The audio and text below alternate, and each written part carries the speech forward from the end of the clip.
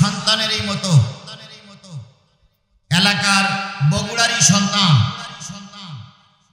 ইস্তশিস হাফেজ কারি মাওলানা মোহাম্মদ আমিরুর রাশিদিন, সদস্য বাংলাদেশ মাজলিসুল মুফাসসিরিন।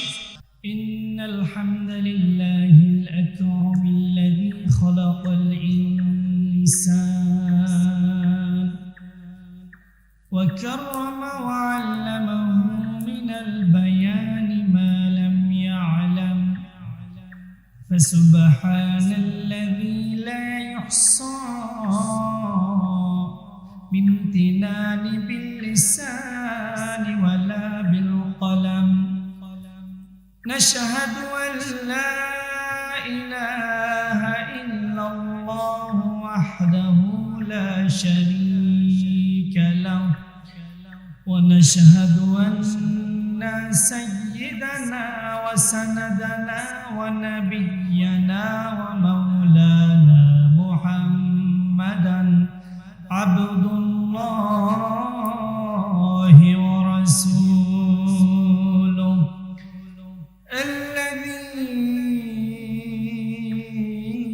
الذي أرسله بالحق بشيرا ونذيرا وداعيا إلى الله وسراجا وقمرا منيرا فقد قال الله تبارك وتعالى في كلامه المجيد وفرقانه التوحيد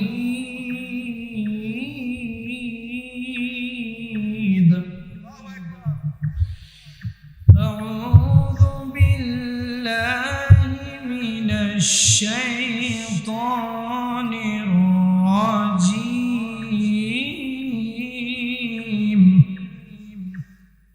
بسم الله الرحمن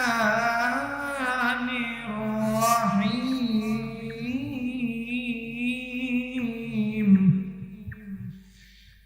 يا أيها الذين آمنوا اتقوا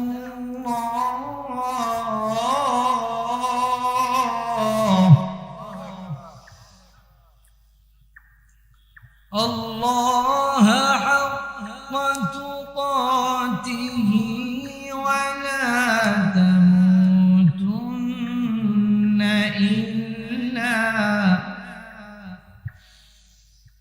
ولا تموتن إلا وأنتم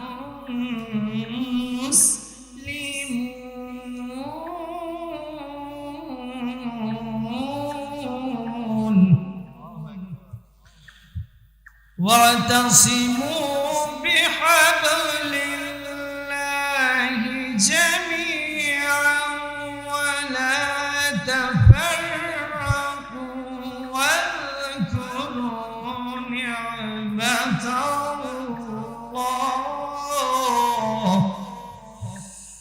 واذكروا نعمة الله عليكم إذ كنتم أعداء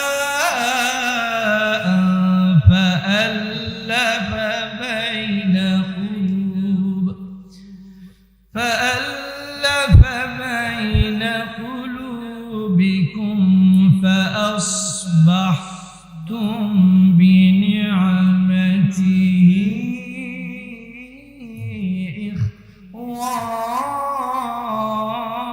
إخوانا وقال رسول الله صلى الله عليه وسلم عن أبي أيوب رضي الله عنه أن رسول الله صلى الله عليه وسلم قال من صام رمضان ثم أتبعه ستا من صوال كان كصيام الدهر رواه المسلم أو كما قال عليه الصلاة والسلام قوت عشق سے ہر شخص کو بالا کر دے دہر میں عشق محمد سے اجالا کر دے بلغ العلا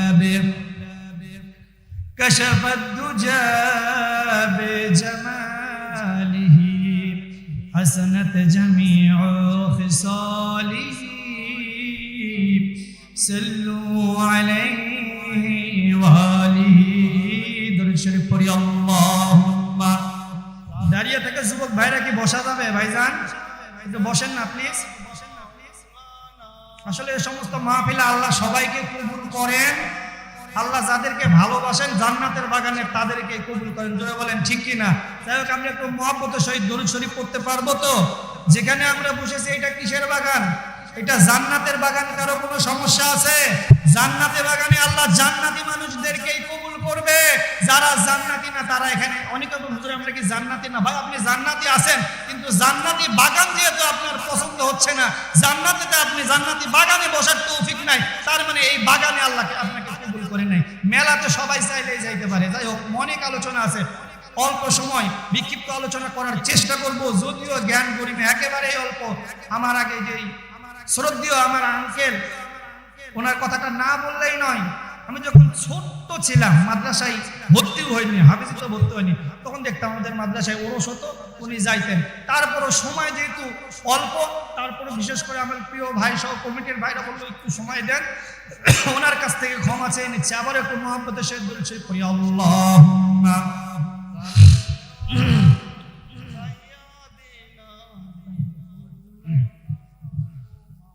শিবে আবু তালিব সে কারাগার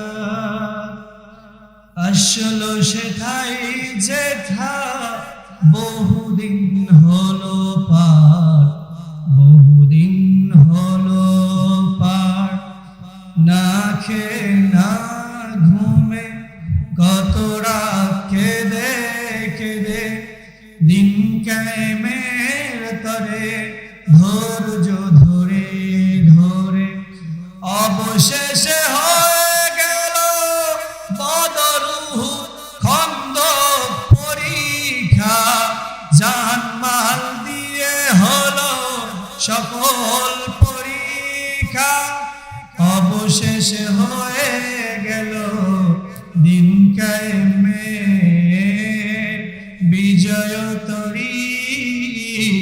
রাসূল আমার বলে গেলেন খায়রুল কুরুনি করনি আল্লাহুম্মা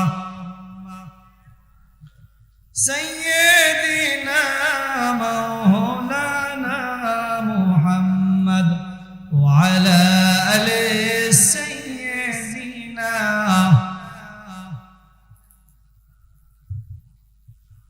সমস্ত প্রশংসা, সমস্ত তারিফ ওই রব্বে কারিমের দরবারে, যে রব্বুল আলামিন পৃথিবীর সর্বশ্রেষ্ঠ মাখলুক, আশরাফুল মাখলুকাত রূপে সৃষ্টি হয়ে এরকম একটা জান্নাতি বাগানে আমাদের সকলকে কবুল করলেন।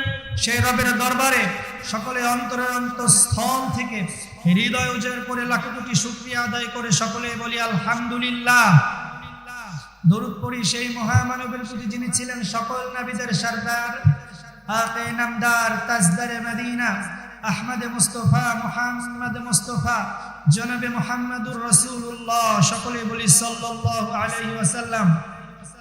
ঐতিহ্যবাহী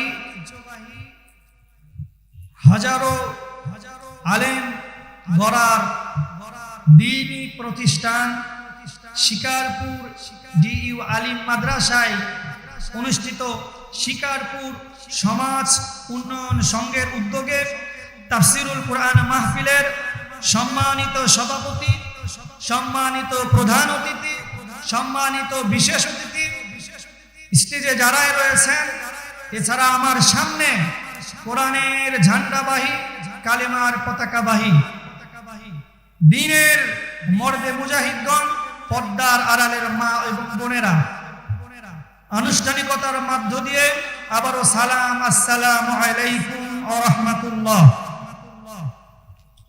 আপনারা সবাই কেমন আছেন? এরকম একটা জান্নাতি বাগানে বসতে পেরে আপনারা খুশি না বেজার?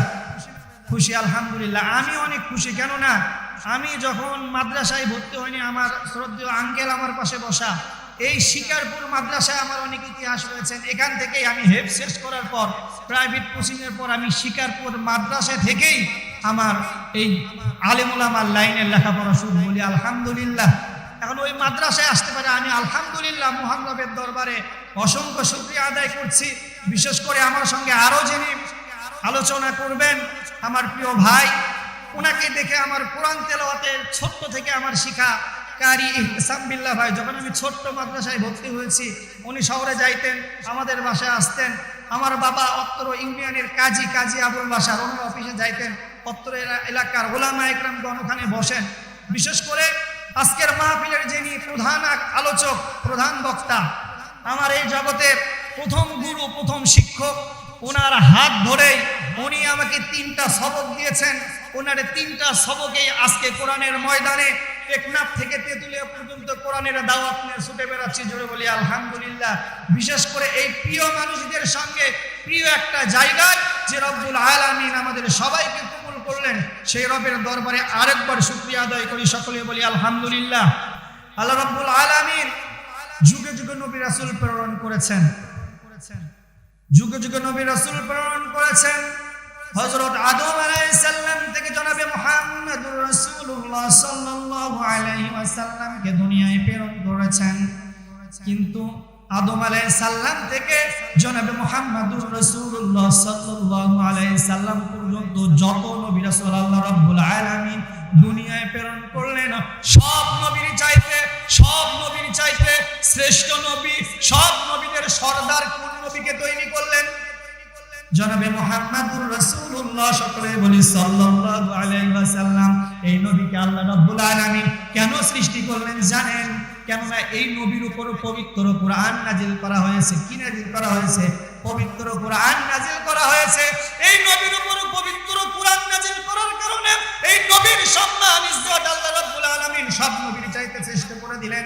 শুধু এখানে শেষ নয়, এই পবিত্র কোরআন রমজান মাসে নাজিল হওয়ার কারণে এই মাসের মর্যাদা অন্য 11 মাসের চাইতে এই মাসের মর্যাদা আল্লাহ রাব্বুল আলামিন সবচেয়ে বেশি করে দিয়েছেন। জোরে বলি সুবহানাল্লাহ, জোরে বলি না আলহামদুলিল্লাহ। আমার প্রিয় বন্ধুগণ, ঈদের দ্বিতীয় দিন আমরা মাহফিলে এসেছি, মাহফিলে সমাবেত হয়েছি। বিশেষ করে ঈদের দ্বিতীয় দিন, ঈদ চলে গিয়েছে, রমজান আমাদের মাস থেকে বিদায় নিয়ে চলে গিয়েছে। এরপরও রমজানের শিক্ষা আছে না নাই? রমজানের শিক্ষা আছে না নাই? রমজান তো চলে গিয়েছে, 1 মাস চলে গিয়েছে। 1 মাসে আমরা চোখের রোজা করেছি, মুখের রোজা করেছি, কানের রোজা করেছি, হাতের রোজা করেছি, পায়ের রোজা করেছি, মাথা থেকে পা পর্যন্ত সব অঙ্গ প্রত্যঙ্গের হেফাজত করেছি কি করে নাই? সব কিছুর হেফাজত করেছি। বাকি 11 মাস এগুলোর হেফাজত করা দরকার আছে না নাই? বাকি 11 মাস হেফাজত করতে হবে। আর রমজান মাস তো এসেছে, রমজান মাস আমাদের মাস থেকে বিদায় নিয়ে চলে গেছে। কিন্তু আল্লাহ রাব্বুল আলামিন এই রমজান মাসের দ্বারা বাকি 11টা মাসের জন্য 5টা থেকে 6টা বেশ কিছু শিক্ষা দিয়েছেন। এই শিক্ষা রমজান মাসে আমরা করেছি। রমজান মাসে একটা মাস আমরা করেছি, বাকি 11 মাসগুলো এই কাজগুলো করতে হবে। সেই শিক্ষাটার 1 নম্বর শিক্ষা হলো সিয়াম। রমজানের রোজা করতে হবে। কি করতে হবে? রমজানের রোজা করতে হবে। আপনারা যখন বলবেন হুজুর আপনি কি পাগল হয়েছেন? একটা মাস ব্যাপী অন্যবার 29টা রোজা হয়, এইবার 30টা রোজা হচ্ছে। 30টা রোজা করলাম, আবার আপনি রোজা করতে বলেন, আপনার মাথা কি পাগল হয়েছে? না না না, মাথা পাগল হয় নাই। আল্লাহ রাব্বুল আলামিন আল্লাহর নবীর দরবারে, আল্লাহর নবী কোন এক সময় এরকম মসজিদের ভিতর বসে আছেন।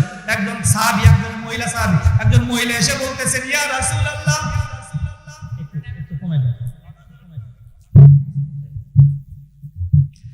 আল্লাহর নবী এরকম মসজিদের ভিতর বসে আছেন।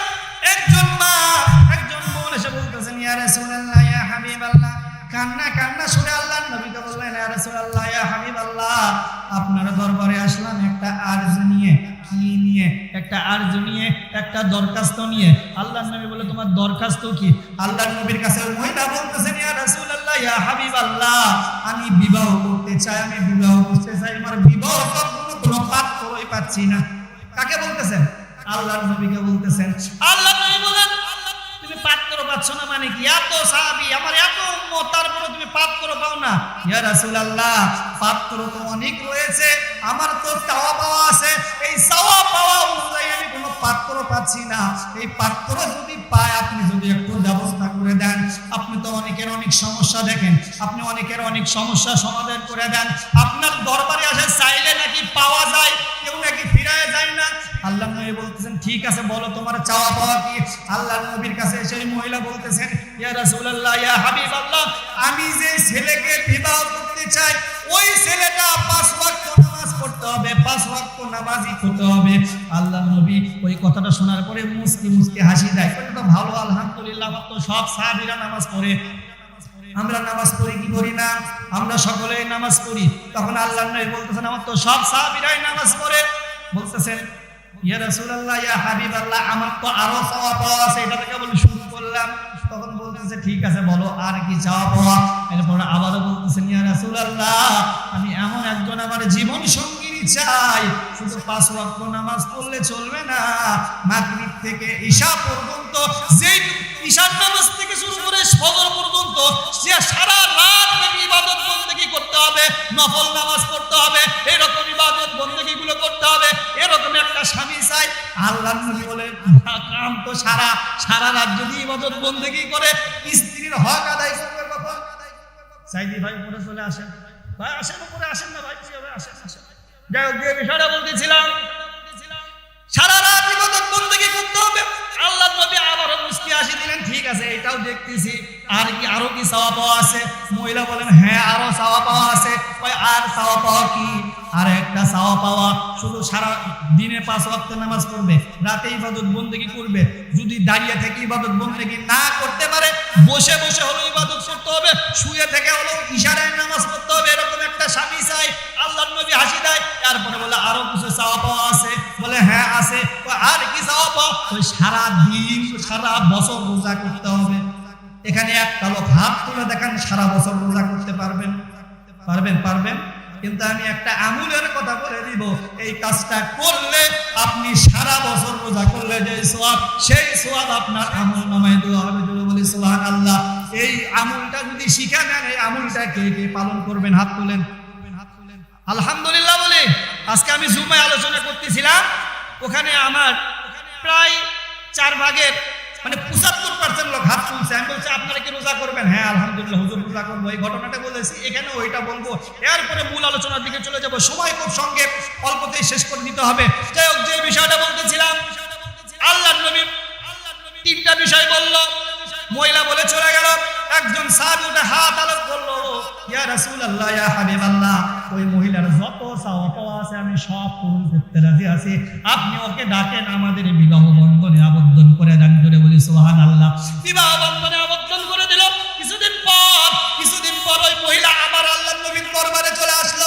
আসার পর বলতেছে ইয়া রাসূলুল্লাহ ইয়া হাবিবাল্লাহ আপনি আমার কি সর্বনাশ করে দিলেন? আল্লাহর নবী ওই মহিলার কান্না দেখে মুস্কি মুস্কি হাসি দিলেন। কি দিলেন? হাসি দিলেন। ওই মহিলা কাঁদতেছে, আল্লাহর নবী হাসতেছে। কেননা আল্লাহর নবীর কাছে সব খবর আসে না নাই? সব খবর আসে। কেননা ওয়ামা আরসালনাকা ইল্লা রাহমাতাল লিল আলামিন। তামাম বিশ্বের জন্য রহমত হিসেবে প্রেরণ করেছেন আমাদের নবীকে, জনাবে মুহাম্মদুর রাসূলুল্লাহ সাল্লাল্লাহু আলাইহি ওয়াসাল্লাম। ওই আল্লাহর নবী মুস্কি মুস্কি হাসি দেন মহিলার কান্নাকাটি দেখে। বলে তোমার ও মা ও বোন তোমার কাহিনী কি? কিছুদিন আগে চলে আসলাম, তোমার বিবাহ শাদী হয় না, তুমি কান্নাকাটি করো। আজকে তোমার কিছুদিন আগে তোমার বিবাহ শাদী দিলাম, আবার তুমি কান্নাকাটি করো। বিয়ের আগেও কান্নাকাটি, বিয়ের পরেও কান্নাকাটি। তোমার কাহিনীটা কি একটু ক্লিয়ার করে বলো। তুমি ইয়া রাসূলুল্লাহ ইয়া হাবিবাল্লাহ আপনার কাছে চাইলাম, আমার বিবাহ শাদী হয় না, আপনি আমাকে একটা ব্যবস্থা করে দেন, বিয়ের ব্যবস্থা করে দেন, এমন একটা ব্যবস্থা করে দিবেন 5 ওয়াক্ত নামাজ পড়বে, সারা রাত ইবাদত করবে, সারা বছর রোজা করবে। এমন একজনকে বিবাহ শাদী দিলেন, নামাজ কোনো রকম পড়ে, সারা রাত তো ইবাদত বন্দেগী করে না, সারা বছর রোজা থাকার তো কোনো কথাই নাই। জোরে বলি সুবহানাল্লাহ। এর ভিতরে কল্যাণ আছে না নাই? এর ভিতরে কল্যাণ কি? তখন এখন আমাদের বর্তমান সময়ে বিচার হয় কিন্তু এক পক্ষের রায়ে। কথা বলেন ঠিক কি না? জোর যার, বলেন না, জোর যার মুল্লুক তার। আপনার ক্ষমতা আছে, আপনি যা খুশি তাই করতেছেন, টাকা পয়সা আছে, জোর আছে, সবকিছু করতেছেন। ও মিয়া, আল্লাহর কাছে সবকিছুর বিচার হবে, আল্লাহর কাছে হবে আসল বিচার। তুমি আজকে ক্ষমতা আছে, তোমার আজকে পাওয়ার আছে, তুমি যা খুশি তাই করতেছো, আল্লাহর কাছে চলো, তোমাকে সাইজ করবো। এই যে আঙ্কেল বললেন না, বাটাম ফাটাবে কবরে। যাই হোক, যে বিষয়টা বলতেছিলাম, গভীর মনোযোগ দিয়ে কথাগুলো শুনবেন। আল্লাহ নবীর দরবারে যখন মহিলা এসে বললেন, তখন আল্লাহ নবী বললেন, না না না, শুধু তোমার এক পক্ষের কথা শুনে আমি রায় দিতে পারবো না, তুমি তোমার স্বামীকেও নিয়ে আসো, দুইজনকে সামনাসামনি করে আমি একটা সুস্থ সমাধান করে দিই। এখন আমাদের সমাজে যেই সমস্ত ক্যাচাল মামলা মোকদ্দমা হয়, এই জায়গাগুলি যদি দুই পক্ষকে ডেকে বিচার করা হয়, তাহলে কি ঝামেলা সমস্যা থাকবে না? থাকবে না। কিন্তু এগুলো এখন হয় না। টাকা দিয়ে দিলেন, মামু আছে দুনিয়াতে, মামা আর মামু যার আছে তার কোনো টেনশন। বর্তমানে এগুলো হয় কি হয় না? আমি কি বানিয়ে বলতেছি না সত্য কথা বলতেছি? যে বিষয়টা বলতেছিলি, গভীর মনোযোগ দিয়ে কথাগুলো শুনবেন। ওই মহিলা যখন কান্নাকাটি শুরু করলো, আল্লাহর নবী ওই সাহাবীকে নিয়ে আসার ব্যবস্থা করা হলো, দুইজনকে সামনাসামনি বসানো হলো। বসানোর পরে বলতেছেন, হে সাহাবী, তোমাকে আমি একটা আমানত দিয়ে দিলাম, তারপরে তুমি আমানত খেয়ানত নাকি করেছো, তুমি তোমার কথা নাকি রাখোনি। ওই সাহাবী মুস্কি হাসে, আল্লাহর নবী মুস্কি হাসে। ওই মহিলা একবার সাহাবীর দিকে তাকায়, একবার আল্লাহর নবীর দিকে তাকায়, ঘটনা কি দুই জনে হাসে। এরপরে সাহাবী বলে, ইয়া রাসূলুল্লাহ, ইয়া হাবিবাল্লাহ, আমার নামে কি নালিশ করলো, কি কমপ্লেইন করলো গো ইয়া রাসূলুল্লাহ, ইয়া হাবিবাল্লাহ? আল্লাহর নবী বলে, তুমি নাকি 5 ওয়াক্ত নামাজ পড়ো না, তুমি নাকি সারা রাত ইবাদত বন্দেগী করো না, তুমি নাকি সারা বছর রোজা করো না, তুমি তো এই 3টা সত্যিই এই মহিলাকে বিয়ে করেছিলা, বিবাহ শাদী করেছিলা, তুমি কেন কথা রাখো না? ওই সাহাবী তখন বললে, ইয়া রাসূলুল্লাহ, ইয়া হাবিবাল্লাহ, আপনি আমার প্রিয়তমা স্ত্রীর কাছ থেকে শুনে দেখেন, আমি কি ফজর নামাজ আর ঈশার নামাজ কোনোদিন কাজা করেছি কি করি নাই? আপনি মুমিন আছেন না মুনাফিক আছেন? আপনি আল্লাহর প্রিয় আছেন না আল্লাহর রাস্তা থেকে দূরে সরে গেছেন? আপনি আপনার নিজের দিকে খেয়াল করেন, আপনার মুয়াজ্জিন সাহেবের কাছ থেকে খবর নেন, আপনার মহল্লার মসজিদ থেকে খবর নেন, আপনার ফজরের নামাজ ঈশার নামাজ জামাতের শহীদ হয়েছে কিনা? ওই সাহাবী বলতেছেন, ইয়া রাসূলুল্লাহ, ইয়া হাবিবাল্লাহ, আপনি তো বলেছিলেন কোন উম্মত যদি, কোন বান্দা যদি ফজরের নামাজ আর ঈশার নামাজ জামাতের শহীদ করে, অন্য নামাজগুলো হয়তো আমার একটু এদিক সেদিক হয়েছে, আমি নামাজ পড়েছি, কিন্তু এই 2টা নামাজ যদি ঠিক হয়, 5 ওয়াক্ত নামাজ আল্লাহর কাছে সহজ হয়ে যায়। আর এই 2টা নামাজ জামাতের শহীদ করার কারণে সারা রাত ইবাদত করার সওয়াব। জোরে বলি সুবহানাল্লাহ। এখন আপনি বলেন, 5 ওয়াক্ত নামাজ আমি পড়েছি কি পড়ে নাই? সারা রাত আমি ইবাদত বন্দেগী করেছি কি করি নাই? সারা রাত ইবাদত বন্দেগী হয়েছে না? ওই মহিলা এখন তাকে থাকে, এখন কাঁদবে না হাসবে কিছুই বোঝে না। ইয়া রাসূলুল্লাহ, আমার আরো কমপ্লেইন আছে। ভাই কি কমপ্লেইন? নামাজ না হয় বললাম, কিন্তু সারা বছর তো রোজা করে না। তখন ওই সাহাবী বলতেছেন, ইয়া রাসূলুল্লাহ, ইয়া হাবিবাল্লাহ, আপনি তো মুসলিম শরীফের বর্ণনায় বলেছেন, মান সামা রমাদানা সুম্মা আতবাহু সিত্তাম মিন শাওয়াল কানা কাসিয়ামিদ দার। আপনি তো বলেছেন, কোন বান্দা, আমার কোন উম্মত যদি রমজান মাসের পুরো রমজান মাস ব্যাপী রোজা করে, রমজান মাসের পরবর্তী মাস যদি 6টা রোজা করে, ওই 6টা রমজান মাসের রোজা করার পর বাকি 6টা রোজা করার কারণে একাধারে 1 বছর রোজা করলে যে সওয়াব, সেই সওয়াবটা আর আমলনামায় দেওয়া হবে। জোরে বলি সুবহানাল্লাহ। তাহলে আমরা রমজান মাসে এখানে যারা আছি সবাই 30টা রোজা করছি তো? কে কে 30টা করেননি হাত তোলেন। এখানে যে কই আজকে ওটা হুইচে তুলে ফেলে দিয়েছে। যাই হোক, যে বিষয়টা বলতেছিলাম, এখানে 30টা আমরা রোজা করেছি, আর 6টা রোজা করতে পারবো না। 6টা রোজা করলে কি হবে? একাধারে 1 বছর রোজা করলে যে সব আপনার আমলনামায়, এই 6টা রোজা করার কারণে 30টা করেছেন, এই 6টা করবেন, 1 বছর রোজা করার সব আপনার আমলনামায় দিয়ে দিবেন। তখন ওই মহিলা চোখের পানি মুছে হাত ধরা কয়, চলো, আর থাকা লাগবে না, চলো, আমার যা করতেছে ইসলাম, তোমাদের ইসলাম যে এত সুন্দর আর তোমরা যে এত চালাক, সেটা আগে বলিনি। জোরে বলিন আলহামদুলিল্লাহ, জোরে বলিন মারহাবা। সারা বছর রোজা করার সওয়াব পেয়েছেন। আবার ওখানে আরেকটা কথা বলেছিল, ইয়া রাসূলুল্লাহ, সারা রাত ইবাদত যে করেছিলাম, আমি সারা রাত হয়তো ইবাদত করিনি, কিন্তু প্রত্যেকদিন ঘুমের আগে ওই মহিলার কানের কাছে গিয়ে সূরা ইখলাস 3 বার করে পড়েছি। কয়বার? সূরা ইখলাস 3 বার করলে এক খতম কোরআন শরীফের সওয়াব। সুবহানাল্লাহ বলেন। সূরা ইখলাস পারেন না? আমি আমার বাবা তো কাজী, কিছুদিন আগে এই রুলে বিমানবন্দরের পাশে এরকম একটা ইয়েতে গেছি, একটা মেয়ের কাজী সাহেব তাড়াতাড়ি চলে আসেন, কোনো কেরানও নাই, আব্বাও নাই, আমি জুম্মার নামাজ পড়াচ্ছি, আমাকে বল তাড়াতাড়ি চলে যাও। তো আমি ওখানে চলে গেছি, যাওয়ার পর এখন ওই দেখা দেখি চলতেছে, পাত্রপক্ষ দেখতে আছে। এখন আমি বলছি আপনারা সব কিছু ঠিক করেন, কাজী সাহেবের ডাকেন কেন? বলতেছে না হুজুর আছেন, একটু বসেন। এখন আমার সামনে মেয়ে জিজ্ঞেস করে করতেছে, তুমি কি কোরআন শরীফ পড়তে পারো? পারি। সূরা ইখলাস পড়তে পারো? পারি। একটু বলো। আর বলে না। তো যখন একাধারে কেউ পারতেছে না, তখন আমি পাশ থেকে বলতে, সূরা কুলহু পারেন কি? কহ পারি। ওটাই কোন আমরা সূরা ইখলাস পারি না, সূরা কুলহু পারি। এই জন্য আমাদের এটা বোঝার ভুল, আমরা পারি কিন্তু সবাই, এটা সবাই পারেন না। এটা আমাদের উল্লের কথা বললাম, যে আমি রসিকতা করার জন্য কথাগুলো বলতেছি না, শিক্ষার জন্য কথাগুলো বলতেছি। পুরো রমজান মাস এসেছেন, রমজান মাস চলে গিয়েছেন, এই শুধু রমজানের রোজা শুধু সারা একটা মাসের জন্য না, সারা বছরের জন্য এই রমজানের প্র্যাকটিস আমাদের করতে হবে, তাহলে আমাদের দেহ ভালো থাকবে। জোরে বলি সুবহানাল্লাহ। এই শাওয়াল মাসের রোজা করব, আরাফার দিনের রোজা করব, মুহররমের রোজা করব, পারবো তো ইনশাআল্লাহ। রমজান মাসের 2 নম্বর শিক্ষা হলো কিয়াম করা। কি করা? কিয়াম মানে দাঁড়ানো। রমজান মাসে আমরা যে রকম তারাবির নামাজ পড়েছি, দাঁড়িয়ে দাঁড়িয়ে ইবাদত বন্দেগী করেছি, অন্যান্য মাস রাত যখন গভীর হয়ে যাবে, আল্লাহ রাব্বুল আলামিন নামতে নামতে নামতে নামতে প্রথম আসমানে চলে আসবে, আর আল্লাহ রাব্বুল আলামিন বলে, বান্দারে তোমার কার কি দরকার আমার কাছে চাও, আমি সব দিয়ে দেব। জোরে বলি সুবহানাল্লাহ। এই জন্য রাত যত গভীর হয়ে যাবে কিয়াম করতে হবে, দাঁড়িয়ে দাঁড়িয়ে ইবাদত করতে হবে, আল্লাহকে ডাকতে হবে, আল্লাহকে কান্নাকাটি করতে হবে। 3 নম্বর শিক্ষা হলো কোরআন। কোরআন আমরা পড়তে পারি কি পারি না? এখানে যদি যাই, একটা মানুষ যখন মারা যায়, মারা যাওয়ার পর সব জায়গায় একই জিনিস দেখলাম, ওই লাশটাকে কবরে রাখে আর বলে বিসমিল্লাহি ওয়া আলা মিল্লাতি রাসূলিল্লাহ। আপনাদের এলাকায় বলে কি বলে না?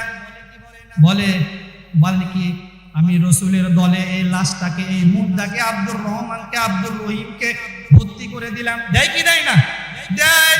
সারা বছর আপনি আল্লাহর নবীর কাজ করলেন না, ইসলামের কাজ করলেন না, কোরআন পড়লেন না, হাদিস মানলেন না, আপনার পরিবারে পর্দা থাকলো না, ইসলামের কিচ্ছু নাই, আর মৃত্যুর পর হুজুর বলল বিসমিল্লাহ ওয়া আলা মিল্লাতি রাসূলিল্লাহ, কাবা শরীফের ইমাম সাহেব এসে যদি বলে বিসমিল্লাহ ওয়া আলা মিল্লাতি রাসূলিল্লাহ, আপনি মাহফিলে বসলেন না, ইসলামী কাজ পছন্দ করলেন না, হুজুরদের উপর হামলা মামলা জুলুম নির্যাতন করলেন, ইসলামপন্থীদের উপর, ইসলামী আন্দোলন যারা করে তাদের উপর জেল জুলুম নির্যাতন করলেন, আর মৃত্যুর পর কাবা শরীফের ইমাম এসে যদি বলে বিসমিল্লাহ ওয়া আলা মিল্লাতি রাসূলিল্লাহ, ফেরেশতারা মনে হয় ফুলের মালা নিয়ে আপনাকে ওয়েলকাম জানানোর জন্য বসে থাকবে।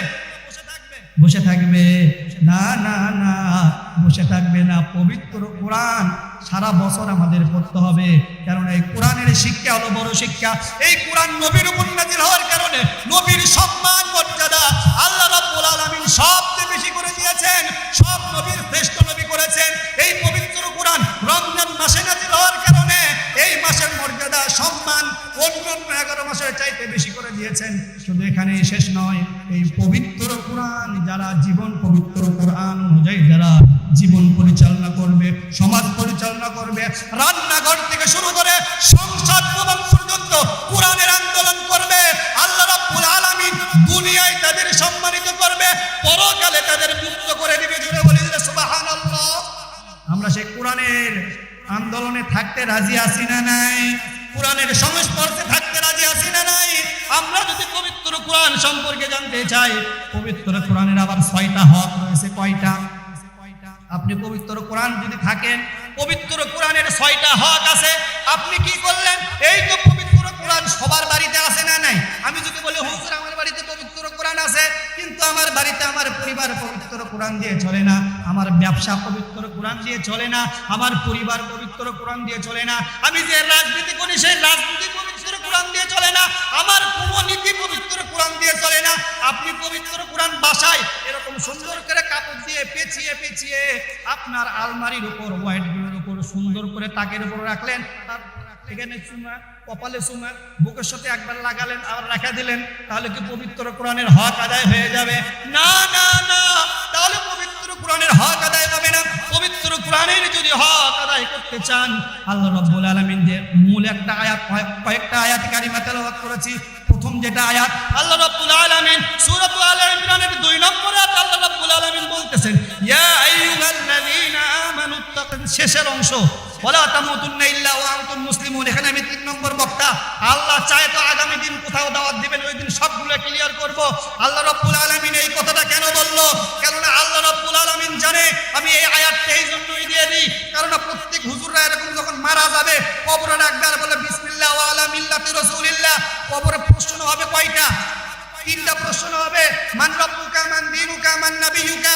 ওখানে যখন বলা হবে তোমার দল কোনটা, ওখানে যা বলবেন আমার দল ছিল জামাত ইসলাম, আমার দল ছিল বিএনপি, জাসদ, বাসদ, আওয়ামী লীগ, চরমোনাই, হেফাজত।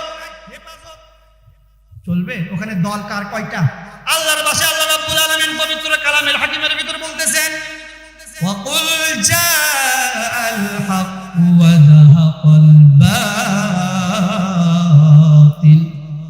আল্লাহর ভাষায় দল হবে 2টা, একটা হলো হক আর একটা হলো বাতিল। এক দল থাকবে তারা পয়লা বৈশাখ করবে, পয়লা বৈশাখে পান্তা ইলিশ খাবে, আরেক দল পয়লা বৈশাখ পালন করবে। দল হবে কয়টা? আপনি সব দল করতে পারেন, আপনার যেইটা ভালো দুনিয়ায় থাকার জন্য সেই দল করতে পারেন। আপনার দলের ভিতরে যদি আল্লাহর নবীর আদর্শ, আল্লাহর ভয়, ইসলামের দাওয়াত যদি থাকে আপনি সঠিক, আর আপনার দলের ভিতরে যদি ইসলামের কোনো কাজ না থাকে তাহলে আপনার দল কখনো হকের দল হতে পারে না। যাই হোক, যে বিষয়টা বলতেছিলাম অনেক লম্বা আলোচনা ছিল। আর মাত্র 2 দিন পর পয়লা বৈশাখ, আছে না নাই? আপনাদের এলাকায় ওটা পালন হয় কি হয় না? হয় না? হয়? একটু বলবো, আর 10 মিনিট সময় আছে, বলবো। একটার আওয়াজ যাইও না, দুটার আওয়াজ যাইও না, তিনটার আওয়াজ আইলে মনে পয়লা যায়, একদিন বাঙালি ছিলাম রে, একদিন বাঙালি ছিলাম রে। এখন আমি বলি আমার ভাষায়, তোমরা পান্তা ইলিশ খাইও না, তোমরা বেহায়াপনা কইরো না, শিরক বিদাত কইরো না। শিরক বিদাত করলে মনে পড়া যায় তোমরা কেমন মুসলমান রে, তোমরা কেমন মুসলমান রে। কথা বলেন ঠিক কিনা? আমার প্রিয় মুসলমান ভাইরা, বাবাজিরা, গভীর মনোযোগ দিয়ে শুনবেন কথাগুলো। সেইটা হলো এইরকম ভাবে পয়লা বৈশাখে দেখা যায় সারা বছর এরকম পান্তা খাওয়া হয় না, কিন্তু এই পয়লা বৈশাখে দেখা যায় ফজরের পর থেকে, বেলা ওঠার পর থেকে শুরু করে ওই যে 7 মাথায় পৌরা পার্কে যেই পান্তা কুকুর পর্যন্ত, বাড়ির কুকুর পর্যন্ত খায় না, কিন্তু ওই পান্তা 1000 টাকার নিচে পাওয়া যায় না। আবার কি দেখা যায় ঢাকা সহ বিভিন্ন জায়গায় দেখা যায় র্যালি করে, র্যালিতে কি করে? হাতি নিয়ে র্যালির ভিতর হাতি দেখায়, হুতুম পেশা দেখায়, আর ওরা বলে আমরা মঙ্গল শোভাযাত্রা করতেছি। আমি বলি ওই সমস্ত যারা শোভাযাত্রা করে তারা দেশের জন্য মঙ্গল করতেছে না, তাদের কারণেই দেশে অমঙ্গল আর অমঙ্গল। কথা বলেন ঠিক কিনা? হুতুম পেশার যদি আমরা ইতিহাস শুনি, সংক্ষেপে বলে দিয়ে যাই, হুতুম পেশা হলো আমাদের আরেক ধর্মের ভাই আছে, হিন্দু ধর্ম। হিন্দু ধর্মের লক্ষ্মী নামে একজন ওদের দেবী আছে, ওর হলো প্রিয় বাহন হলো লক্ষ্মী, লক্ষ্মীর প্রিয় বাহন হলো পেশা। কি পেশা? হুতুম পেশা হলো লক্ষ্মীর প্রিয় বাহন। আমাদের যেরকম কারো এফজেড গাড়ি হলো প্রিয় গাড়ি, কারো পালসার গাড়ি, যার টাকা বেশি আছে তার 4 চাকা, যার আরো বেশি টাকা তার হেলিকপ্টার, আরো বিমান, এরকম আছে না? যার যেরকম টাকা তার প্রিয় বাহন সেরকম। ওর প্রিয় বাহন হলো ওই লক্ষ্মী পেঁচা, হুতুম পেঁচা। ওই পেশা তারা এরকম ভাবে র্যালি করে আর মনে করে আমাদের মা, আমাদের দেবতা আসবে, আমাদের হুতুমের উপর, পেঁচার উপর বসবে, আমাদের হাতির উপর বসবে, তাহলে আমাদের বাকি 11 মাস ভালো যাবে। বাড়ির যে বলেন না, এটা কি আমাদের জন্য লক্ষণ ভালো না খারাপ? আমি বলি যারা এই পয়লা বৈশাখ পালন করে, যারা এই পয়লা বৈশাখ পালন করেন, একটা কথা কান খুলে শুনে রাখবেন, লা তুশরিক বিল্লাহ, লা তুশরিক বিল্লাহ। আল্লাহ রাব্বুল আলামিন সব গুনাহ মাফ করবেন, শিরকের গুনাহ মাফ করবেন না, শিরকের গুনাহ মাফ করবেন না। যারা শিরক করেন তাদের কোনো ইবাদত আমার আল্লাহ রাব্বুল আলামিন কবুল করবেন না। এজন্য শিরকের ভিতর থাকা যাবে কি যাবে না? ওই দিন যারা এই পয়লা বৈশাখ পালন করেন, আমি দেখেছি, নিজে থিসিস করে দেখেছি, অধিকাংশ লেখাপড়া করে, আছে না নাই? আর ওই দিন দেখা যায় পেট পিঠ বাইর করে একদম গালে এসো হে বৈশাখ এসো এসো একটা নিয়ে করতেছে। মিয়া তুমি করতেছো, মুয়াজ্জিন সাহেব তোমাকে 5 বার ডাকে, হাইয়া আলাস সালাত হাইয়া আলাল ফালাহ, মঙ্গলের দিকে আসো, কল্যাণের দিকে আসো, আল্লাহর পক্ষ থেকে ডাকে। কথা বলেন ঠিক কি না? আল্লাহর পক্ষ থেকে দিনে তোমাকে 5 বার ডাকা হয়, তোমার ওই কল্যাণ পছন্দ হয় না, ওই ভালো পছন্দ হয় না। বছরে একটা দিন মঙ্গল শোভাযাত্রা, যারা ওই সমস্ত মঙ্গলের নামে অমঙ্গল শোভাযাত্রা করতেছো, হয়তো এই কথা বলার কারণে হুজুরের উপর অনেক কিছু হবে, অনেক কিছু হয়। কথা বলতেছি কার জন্য? কথা বলেন, কথা বলতেছি কার জন্য? আল্লাহর জন্য কথা বলি। জীবন তো একটাই, মৃত্যু তো হবে। সেটা যদি ইমানের জন্য হয়, দ্বীনের জন্য হয়, কোনো ভয় আছে? কোনো চিন্তা আছে? এখানে যে কয়জন লোক বসেছেন আলহামদুলিল্লাহ, আমি তাতেই খুশি। কারণ এই এলাকায় এটা প্রথম মাহফিল, বিভিন্ন জায়গায় করতেছি আলহামদুলিল্লাহ। বিশেষ করে যেই কথাটা বলতেছিলাম, আমরা কি পয়লা বৈশাখ পালন করব না করব না? আমাদের দেশে এমনও দেখা যায়, আমাদের গ্রামগঞ্জে, তোমার কাছে স্বামী গো, তোমার কাছে আমি একটা জিনিস চাই, সেইটা হলো শাড়ি। স্বামী যদি তুমি শাড়ি না কিনে দাও, তাহলে তোমাকে শর্টকাটে একটা জিনিস কিনে দিই, বলে দিই ওই জিনিসটা কিনে দিবা, সেইটা হলো দড়ি। কি? সেইটা হলো দড়ি। ওই দড়ি কি করবা? ওই দিয়ে তোমার শাড়ি কিনে দেওয়ার সমর্থ নেই, ওই দড়ি দিয়ে আমি গলার দড়ি দেবো। আমি বলি আলহামদুলিল্লাহ, যে সমস্ত বইয়েরা শাড়ির বদলে দড়ি চাই, আমি বলি ওদেরকে আগে দড়ি কিনে দেন, কারণ ওরা তো আল্লাহর হুকুম অমান্য করতেছে। কথা বলেন ঠিক কি না? এই সমস্ত কাজের কারণে দেশে আজ অভাব, দেশে আজ দুর্নীতি, দেশে আজ এত রকমের, কারণ এগুলো ইসলামে নাই, কোরআনে নাই। আছে নাকি? কোরআনে আছে, হাদিসে আছে, আমরা তো বলতে পারবো না। তো তাকবীর দেন তো, লোকজন বাইরে দেখো হুজুরেরা আলোচনা করতেছে, ভিতরে লোকজন আছে না নাই? শেষের দিকে একটা তাকবীর দিই, পারবো ইনশাআল্লাহ? লিল্লাহে তাকবীর, নারে তাকবীর। আজকের মাহফিল কোরআন হাদিস যেখানে, আলেম ওলামা যেখানে, পয়লা বৈশাখ যেখানে, শিরক বিদআত যেখানে, সুদ ঘুষ যেখানে, দুর্নীতি যেখানে, আপনারা যে কথাগুলো বলেছেন এই কথাটা মানতে পারবেন তো ইনশাআল্লাহ? আপনারা যদি মানতে পারেন, তাহলে আজকের তাফসিরুল কোরআন মাহফিল আজকে তাদের জন্য সফল। এরকম যদি এই শিকারপুর সমাজ উন্নয়ন সংঘের উদ্যোগে আজকে যদি এখানে মাহফিল না দিয়ে যদি ওই মমতাদের একটা ফাটটা যায়, 3 নম্বর একটা সিলটু নিয়ে আসে একটা ভ্যারি দিত, এখানে লোকেরা জায়গা দেওয়া যেত না। কথা বলেন ঠিক কি না? এজন্য শুরুতেই বলছি, এটা হলো কিসের বাগান? জান্নাতি বাগান। কিসের বাগান? জান্নাতি বাগান। জান্নাতি বাগানে আল্লাহ জান্নাতি মানুষদেরকেই কবুল করে। ওই যে বললাম, বছরে একটা দিন মঙ্গলের নামে আপনি অমঙ্গলে ঠিকই যাচ্ছেন, কিন্তু আল্লাহ যে আপনার নামাজের ভিতরে মঙ্গল রেখেছে, 5টা বার প্রত্যেকটা মসজিদে মসজিদে ডাক দেওয়া হচ্ছে, হাইয়া আলাস সালাত, ফজরে ডাক দেওয়া হচ্ছে, আসসালাতু খায়রুম মিনান নাওম। ঘুমোইতে নামাজ উত্তম, তোমার উত্তম কাজ পছন্দ হচ্ছে না, রাত গভীর হচ্ছে, তুমি আরো গাও মাথায় খেতা দিচ্ছ, আছে না নাই? ওই সময় ঘুম ভালো হয় কি হয় না?